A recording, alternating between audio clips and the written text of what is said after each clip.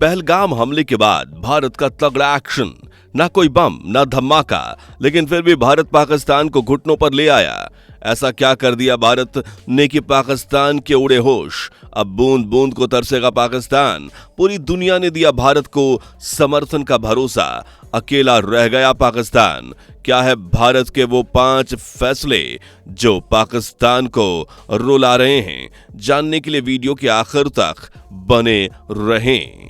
जम्मू कश्मीर के पहलगाम शहर के पास मिनी स्विट्जरलैंड के नाम से मशहूर बैसरन घाटी में मंगलवार 22 अप्रैल को हुए आतंकी हमले ने देश को झकझोर कर रख दिया है। साल 2019 में हुए पुलवामा हमले के बाद यह सबसे भयावह हमला है, जिसका दर्द महसूस कर आज हर भारतीय का खून खौल उठा है। उत्तर प्रदेश, हरियाणा, बिहार, बंगाल, मध्य प्रदेश ऐसा कोई राज्य नहीं है जहां आतंकवादियों को करारा जवाब देने की मांग ना उठ रही हो। पूरी वारदात 22 अप्रैल की है, जब 40 के लगभग टूरिस्ट बैसरन घाटी घूम रहे थे। इसी बीच घाटी के घने जंगलों से करीबन 5 लोग निकले, जिन्होंने सेना की वर्दी पहन रखी थी और मुंह पर मास्क लगा रखा था। इससे पहले कि लोग समझ पाते कि वो कौन है, इन आतंकियों ने लोगों से उनका नाम पूछा और गैर मुसलमान होने पर ताबड़तोड़ गोलियां चलाकर लोगों को भूनते चले गए। पूरी घाटी टूरिस्टों की चीखों से भर गई, चारों तरफ खून ही खून बिखर गया। इस घटना में 26 लोग मारे गए, जबकि 17 से 20 लोग बुरी तरह से घायल हो गए। इन लोगों में एक नेपाली और एक यूएई से आए विदेशी और 2 लोकल लोगों की भी जान चली गई, जो वादियों का लुत्फ उठा रहे थे। और इस खुशनुमा माहौल को आतंकवादियों ने चीखों से भर दिया। घाटी में हुए इस हमले की जिम्मेदारी पाकिस्तानी आतंकी संगठन लश्कर-ए-तैयबा से जुड़े द रेजिडेंस फ्रंट यानी TRF ने ली है, जो 2019 में अस्तित्व में आया। और इस ग्रुप को फाइनेंशियली फक्कड़ पाकिस्तानी सेना और ISI द्वारा सपोर्ट किया जाता है। TRF का लीडर है सैफुल्लाह कसूरी उर्फ खालिद, जो पाकिस्तान में बैठकर इस पूरे प्लान को ऑपरेट कर रहा था, जबकि यहां इस कायराना हरकत का नेतृत्व किया आसिफ फौजी ने, जिसका लोकल सिविलियंस और घटनास्थल पर मौजूद लोगों की मदद से स्केच भी बनवा लिया गया है। आसिफ के अलावा सुलेमान शाह, अब्बू तलहा का स्केच भी तैयार कराया गया है। हालांकि खुफिया एजेंसियों की माने तो इस घटना में कुल 5 आतंकी शामिल थे, जिन्होंने तड़ातड़ गोलियों की गड़गड़ाहट से पूरी घटना और घाटी को थर्रा कर रख दिया। लेकिन आतंकियों और आतंकवाद को पनाह देने वाले पाकिस्तान के खिलाफ अब भारत सरकार ने भी अपना एक्शन प्लान शुरू कर दिया है। घटना के कुछ समय बाद ही देश के गृह मंत्री अमित शाह पहलगाम के बैसरन घाटी में उसी जगह पर पहुंचे जहां इस कायराना हरकत को अंजाम दिया गया। उन्होंने न सिर्फ ऑफिसर्स के साथ मीटिंग की, बल्कि मौका वारदात का जायजा लेकर पीड़ितों से मुलाकात भी की, लोगों को हिम्मत दी और घायलों का हालचाल जाना। साथ ही आगे की रणनीतिक कार्रवाई के लिए भी बैठक कर रहे हैं। वहीं सेना ने भी अपने स्तर पर कार्रवाई शुरू कर दी है। NIA की टीम सहित भारी फोर्स घाटी में तैनात है। बुधवार की सुबह यानी 23 अप्रैल को आतंकी घुसपैठ का मामला सामने आते ही सेना ने 2 आतंकियों को ढेर कर दिया, जबकि TRF के कमांडर सहित 3 से 4 आतंकी को कुलगाम में घेर लिया गया। साथ ही 1600 संदिग्ध से कश्मीर से पूछताछ की जा रही है। पूरा कश्मीर इस वक्त सीनियर अधिकारियों, सुरक्षा बलों और जवानों से घिरा हुआ है और जंगलों में आतंकियों की तलाश जारी है।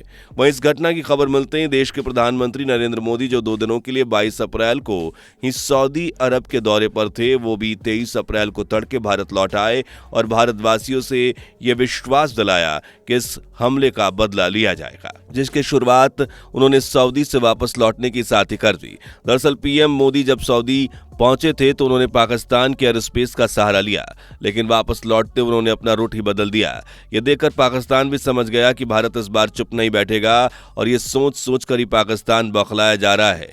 इसी बौखलाहट में उसने POK के कई गांव खाली करवा लिए हैं, अपने लोगों को पीछे खींच लिया है। साथ ही पाकिस्तानी सेना को हाई अलर्ट पर रख दिया गया है। इधर PM मोदी ने भी पाकिस्तान पर ऐसा वार किया जिसकी ना आवाज हुई, ना कोई गोली चली, ना कहीं खून बहा, लेकिन फिर भी पाकिस्तान में हाहाकार मच गया। दरअसल बुधवार की शाम को ही प्रधानमंत्री नरेंद्र मोदी की अध्यक्षता में कैबिनेट कमेटी ऑन सिक्योरिटी यानी CSS की एक आपातकालीन बैठक बुलाई गई, जिसमें कई ऐतिहासिक और 5 बड़े फैसले लिए गए, जिनकी जानकारी के बाद में देश विदेश सचिव विक्रम मिस्त्री ने प्रेस कॉन्फ्रेंस के जरिए बताया। इन फैसलों में सबसे पहले भारत ने पाकिस्तान के साथ लगने वाले अटारी चेकपोस्ट को बंद करने का निर्णय लिया। अटारी चेकपोस्ट बंद होते ही दोनों देशों के नागरिकों के बीच होने वाली आवाजाही लगभग पूरी तरह से खत्म हो जाएगी। इसके अलावा भारत में मौजूद पाकिस्तानी दूतावास को बंद करने का फैसला भी ले लिया गया है। यानी भारत ने साफ कर दिया है कि अब आतंकवाद और उसे पनाह देने वालों को बर्दाश्त नहीं किया जाएगा। तीसरा फैसला यह है कि अब पाकिस्तानी नागरिकों को भारत आने का वीजा नहीं मिलेगा। सार्क वीजा योजना के तहत पाकिस्तानियों को जो छूट दी जा रही थी, अब उसे भी पूरी तरह से खत्म कर दिया जाएगा। भारत में मौजूद जितने भी पाकिस्तानी राजनयिक हैं, उन्हें सरकार की तरफ से 48 घंटों का अल्टीमेटम दे दिया गया है, यानी उन्हें देश छोड़ने का आदेश दिया गया है। वहीं पांचवा सबसे बड़ा फैसला इंडस वाटर ट्रीटी से जुड़ा है, मतलब सिंधु जल संधि को भी खत्म करने का ऐलान भारत सरकार कर चुकी है और ये पाकिस्तानी अर्थव्यवस्था पर सबसे बड़ी मार है। असल में सिंधु जल संधि 19 सितंबर 1960 को भारत और पाकिस्तान के बीच हुई थी, जिसमें दोनों देशों के बीच 6 नदियों के पानी को लेकर एक समझौता हुआ था। समझौते के अनुसार भारत को रावी, ब्यास, सतलज का अधिकार मिला, जबकि पाकिस्तान को सिंधु, झेलम और चिनाब के पानी को यूज करने की इजाजत मिली। इसी को सिंधु जल संधि कहा जाता है, जिसके तहत पाकिस्तान को भारत से बहने वाली नदियों से पानी मिलता था, लेकिन अब वो पानी पाकिस्तान तक पहुंचेगा ही नहीं। और इस संधि पर जैसे ही भारत ने ब्रेक लगाया, पाकिस्तान में हाहाकार मच गया। पाकिस्तान के पूर्व मंत्री फवाद चौधरी ने बयान देते हुए कहा कि भारत ऐसा नहीं कर सकता, उनके इस फैसले से पाकिस्तान का किसान मर जाएगा। मतलब अब फवाद चौधरी को अपने यहाँ के किसान नजर आ रहे हैं, लेकिन उनके आतंकी जब भारतीय जवानों को गोली मारते हैं, तीर्थयात्रियों पर हमला करते हैं, निहत्थे पर्यटकों को बेरहमी से मार देते हैं, वो सब उन्हें नजर नहीं आता। हालांकि ये तो सिर्फ भारत का डिप्लोमेटिक एक्शन है, अभी सैन्य एक्शन तो बाकी है।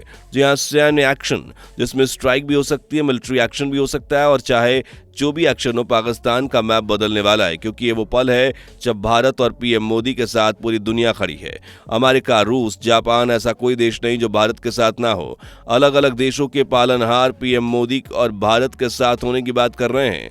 अमेरिकन प्रेसिडेंट डोनाल्ड ट्रंप ने तो पहलगाम हमले के बाद पीएम मोदी को फोन किया और कहा कि भारत और अमेरिका आतंकवाद के खिलाफ एकजुट होकर खड़े हैं। आतंकवाद के खिलाफ लड़ाई में अमेरिका का भारत का साथ एकजुट है। इस तरह भारत के पुराने दोस्त रूस ने भी शोक जताते हुए भारत की मदद की बात कही। रूस के राष्ट्रपति व्लादिमीर पुतिन ने कहा कि क्रूर अपराध का कोई औचित्य नहीं, दोषियों को सजा मिलनी चाहिए और आतंकवाद के खिलाफ हम भी भारत के साथ हैं और हमेशा रहेंगे। इजरायल भी भारत के लिए समर्थन में आ चुका है। इजरायल के प्रधानमंत्री बेंजामिन नेतन्याहू ने कहा कि हम आतंकवाद के खिलाफ लड़ाई में भारत के साथ हैं। सिर्फ यही नहीं, सऊदी अरब का भी बड़ा बयान सामने आया है। पीएम मोदी जो सऊदी अरब के 2 दिवसीय दौरे पर थे, लेकिन वो अपना दौरा बीच में छोड़कर वापस भारत लौट आए, लेकिन इस दौरे को रद्द करने की वजह से अब सऊदी अरब के क्राउन प्रिंस मोहम्मद बिन सलमान को पता चली, न सिर्फ उन्होंने पीएम मोदी को सांत्वना दी, बल्कि उन्होंने आतंकवाद के खिलाफ पूरी ताकत से लड़ने की कसम खा ली है और भारत के हर एक्शन में उसका साथ देने की बात कही है। यानी अब पूरी दुनिया भारत के साथ खड़ी है, इसलिए पाकिस्तान का खौफ और ज्यादा बढ़ गया है, क्योंकि कोई देश को उसकी आतंकवाद की फसल को पानी देने को तैयार नहीं। हर कोई इस फसल को जड़ से काटना चाहता है। इस नेक काम में भारत के साथ कंधे से कंधा मिलाकर हर देश खड़ा है। ऐसे में पाकिस्तान के माथे से टपकता पसीना, उसका डर भी जाहिर है। अपने डर के चलते पाकिस्तान ने बॉर्डर पर सैनिकों की संख्या बढ़ा दी है, ये सोचकर कि भिखारी पाकिस्तान को भारत कहीं मैप से ही गायब ना कर दे। सैनिकों को हाई अलर्ट मोड पर रखा और हर पल एजेंसियों को एक्टिवेट रहने को कह दिया गया है। इस डर का सबसे बड़ा कारण भारत की तरफ से पाकिस्तान के खिलाफ पहले किए गए एक्शन भी है, जिसमें 2016 में उरी आतंकी हमले के बाद भारत ने पाकिस्तान के 3 किलोमीटर अंदर घुसकर सर्जिकल स्ट्राइक की थी। इस स्ट्राइक में 50 से ज्यादा आतंकी मारे गए थे, जबकि 9 पाकिस्तानी सैनिक भी ढेर हुए थे। इस तरह भारत ने 2019 में हुए पुलवामा हमले के बाद एयर स्ट्राइक की और जैश ए मोहम्मद की ट्रेनिंग कैंप और लॉन्च पैड्स को बर्बाद कर दिया। इस स्ट्राइक में 300 से ज्यादा आतंकी मारे गए थे। यही कारण है कि इस बार पाकिस्तान को ज्यादा ही डरा हुआ है। वहीं भारत में पीएम मोदी, गृह मंत्री अमित शाह, रक्षा मंत्री राजनाथ सिंह एक सुर में पाकिस्तान को सबक सिखाने की बात कह रहे हैं। ऐसा सबक जिसे पाकिस्तान की आने वाली नस्लें याद रखें और दोबारा भारत में ऐसी कायराना हरकत को अंजाम देने के बारे में सोच भी ना सकें। लेकिन ये एक्शन क्या होगा और कब तक पाकिस्तान से बदला लिया जाएगा और कौन सा देश भारत को किस तरह सपोर्ट करेगा, ये तो आने वाला वक्त ही बताएगा। वीडियो पसंद आई हो तो लाइक, शेयर कर चैनल को सब्सक्राइब और बेल आइकन को प्रेस कर लें। दोस्तों, आपके स्क्रीन पर 2 और वीडियो दिख रही हैं, जिसे देखने के लिए आप स्क्रीन पर क्लिक करें। दोनों देखिएगा, बहुत अच्छी वीडियो बनी है।